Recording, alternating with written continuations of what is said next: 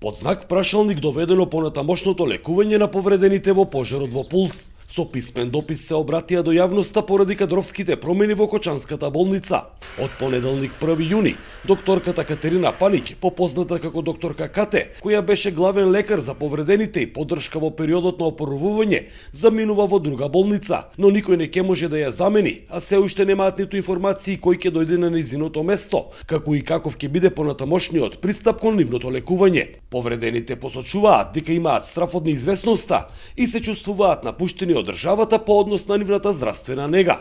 Не е исто кога некој само ја пополнува смената и кога некој навистина се грижи. Ние тоа го чувствуваме секој ден, на секој поглед, во секој здив од болка. Докторката Кате не беше само лекар, таа беше наша надеж, сила и стабилност. Начинот на кој ни пристапуваше со човечност, посветеност и разбирање не може да се замени. Во неа стекнавме длабока доверба. Доверба што не доаѓа лесно, кога се поминува низ период на траума и неизвестност, стои во писменото обраќање. Од Кочанската болница информираат дека уште на почетокот од годината, пред трагичниот настан во дискотеката, докторката поднела лично барање за прекин на работниот однос, поради ангажман во градската болница 8 септември. Одлуката ја потпишал претходниот министер за здравство Арбен Таравари. Меѓутоа, неговиот заменик Јовица Андовски ја запрел важноста и докторка Паник останува во болницата во Кочани, се додека повредените пациенти имаат потреба од низината нега.